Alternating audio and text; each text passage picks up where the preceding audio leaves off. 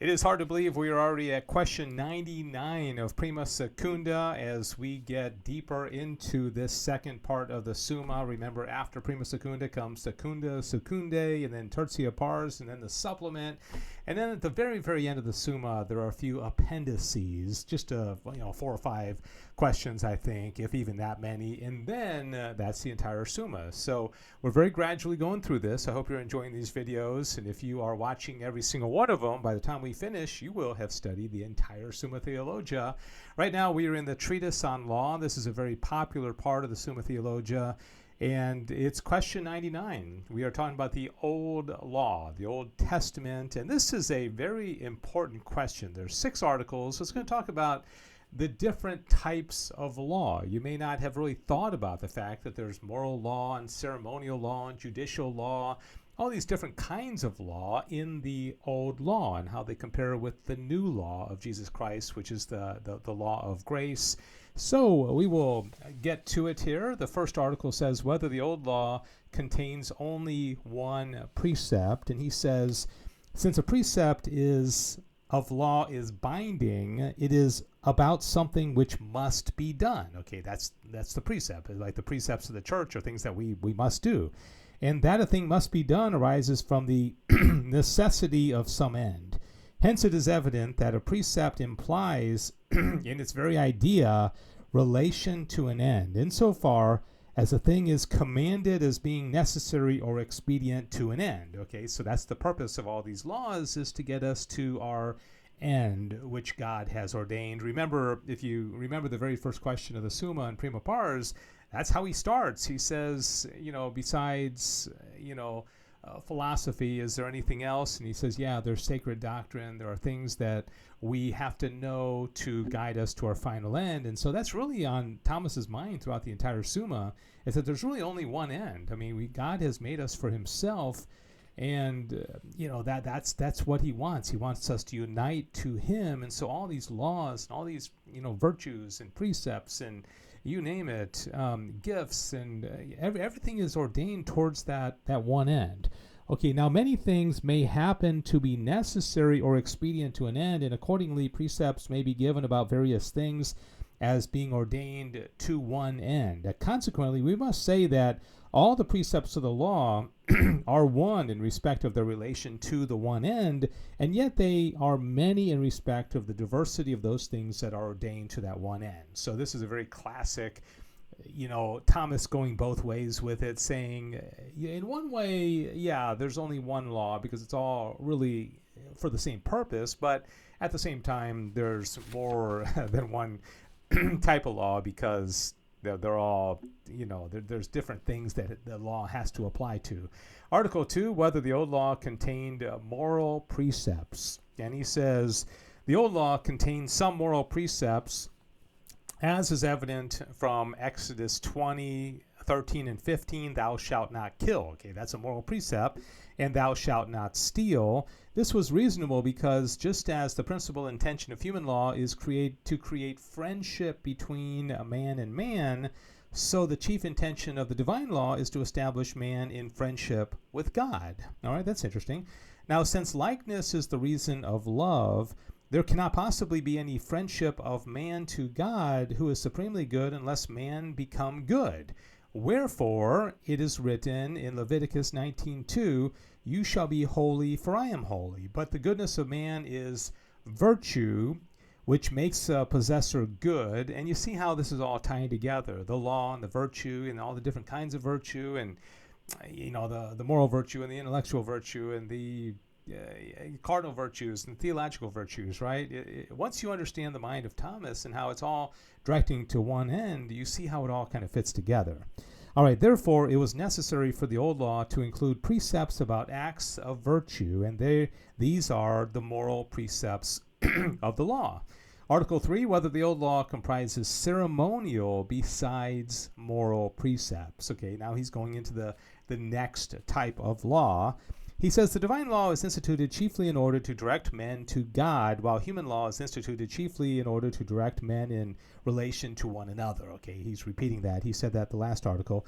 Hence, human laws have not concerned themselves with the institution of anything related to divine worship except as affecting the common good of mankind, and for this reason they have devised many institutions related to divine matters according as it seemed expedient for the formation of human morals.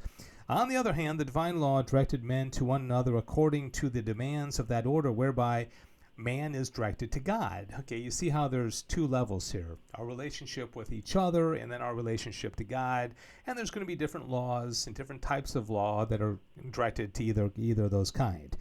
Well, okay, directed to God, which order was the chief aim of that law? Now, man is directed to God not only by the interior acts of the mind, which are faith, hope, and love, but also by certain exterior works whereby man makes profession of his subjection to God. Okay, this is the purpose of worship. When we worship, we are making a profession to God. We are spending time with God. We're going to Mass. We're kneeling and standing and praying and offering ourselves to God, right? That's ceremony. And it is these works that are said to belong to the divine worship. This worship is called ceremony. Now, this is interesting. You ever thought about the etymology of ceremony? Like, where does that word come from? Okay, Ceres, C-E-R-E-S, was the goddess of fruits, as some say, because at first offerings were made to God from the fruits, or because you've heard of like offering God your first fruits, your tithe, that kind of thing. So as Valerius Maximus states, the word ceremony was introduced among the Latins to signify the divine worship being derived from a town near Rome called Caere, C-A-E-R-E, since when Rome was taken by the Gauls, the sacred chattels of the Romans were taken thither and most carefully preserved. Accordingly, those precepts of the law which refer to the divine worship are especially called ceremonial. So now you know a little bit about that word and where it came from. All right, so this is Article 4, whether besides moral and ceremonial precepts, there are also judicial precepts. Okay, you think of judicial like judges or courtrooms or laws that are handed down, right? It belongs to the divine law to direct men to one another and to God. Now, each of these belongs in the abstract to the dictates of the natural law, which we spent time on already, to which dictates the moral precepts are to be referred. Yet each of them has to be determined by divine or human laws, because naturally known principles are universal both in speculative and in practical matters. Remember, speculative has to do with the contemplation of truth, whereas practical has to do with operations or actions. Accordingly, just as the determination of the universal principles about divine worship is affected by the ceremonial precepts, so the determination of the general precepts of that justice which is to be observed among man is affected by judicial precepts, okay, the law, the justice, right? Okay, we must therefore distinguish three kinds of precept in the old law: moral precepts, which are directed by the natural law; ceremonial precepts, which are determinations of divine worship; and judicial precepts, which are determinations of the justice to be maintained among men. So now here we are, 4 articles, and we've had the moral precepts, the moral law, we have the ceremonial law, and now judicial law. We move on now to Article 5. Whether the old law contained any others besides moral, judicial, and ceremonial precepts. Okay, was there anything else?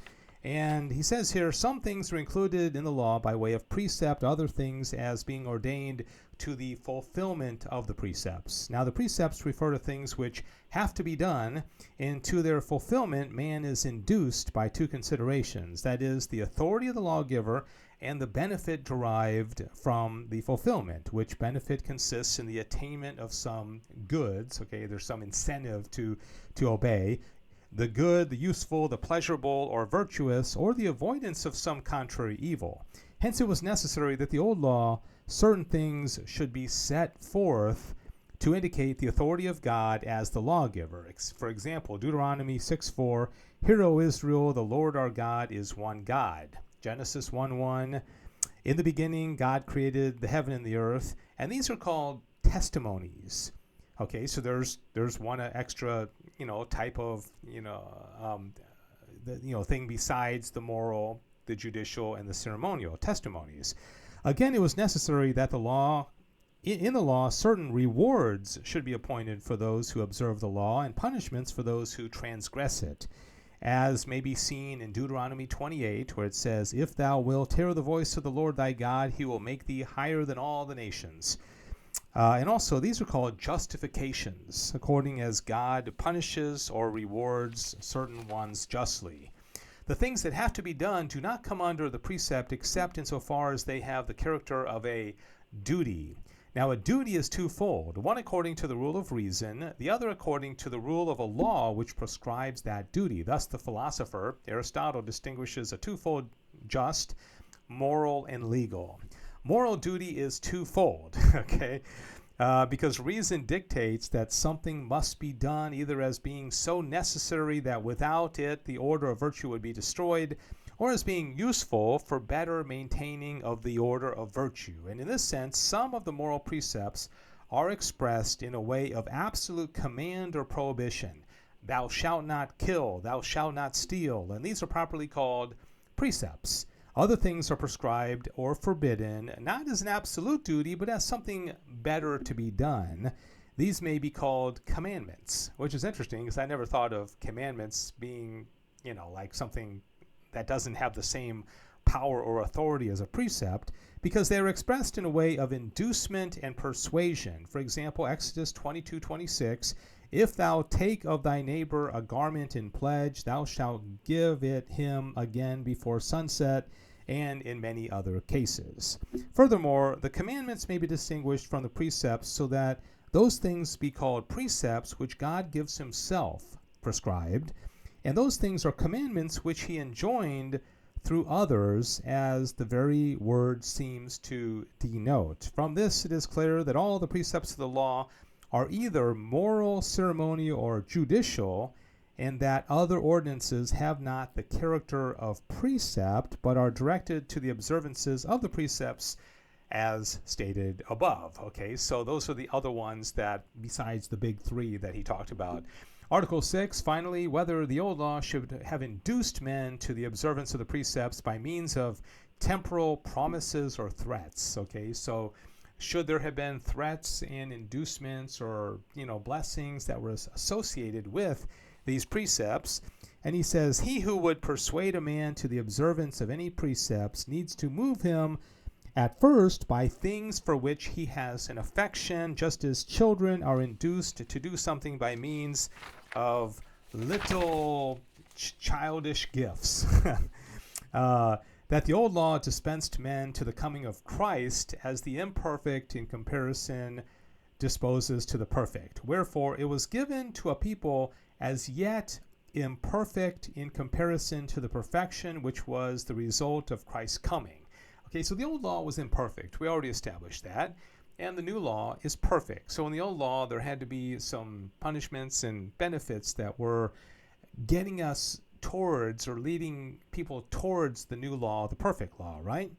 Okay, Christ's coming. And for this reason, that people is compared to a child that is still under a pedagogue or a teacher in Galatians 3:24. But the perfection of man consists in his despising temporal things and cleaving to things spiritual, as is clear from the words of the apostle in Philippians 3:15, forgetting the things that are behind, I stretch forth myself to those that are before. Let us therefore, as many as are perfect, be thus minded. Okay, those are the words of St. Paul. Thus, who are yet imperfect desire temporal goods, albeit in subordination to God, whereas the perverse place their end in temporalities. It was therefore fitting that the old law should conduce men to God by means of temporal goods for which the imperfect have an affection. Okay, so there had to be temporal punishments, temporal goods, because they were being trained. Okay, they were still under a pedagogue. But then when the perfect came in Jesus Christ and the law of grace, everything changed. All right, that's question number 99, the precepts of the old law. And question number 100, by the way, is coming tomorrow, and that has like 12 articles. It's one of the longest questions in the entire Summa Theologia. I'll try to get through it as quickly as possible because I don't want to make an hour-long video, but that's going to be interesting. That's going to be a challenge. So we'll see you for that one. Thanks for watching. God bless you. St. Thomas Aquinas, pray for us.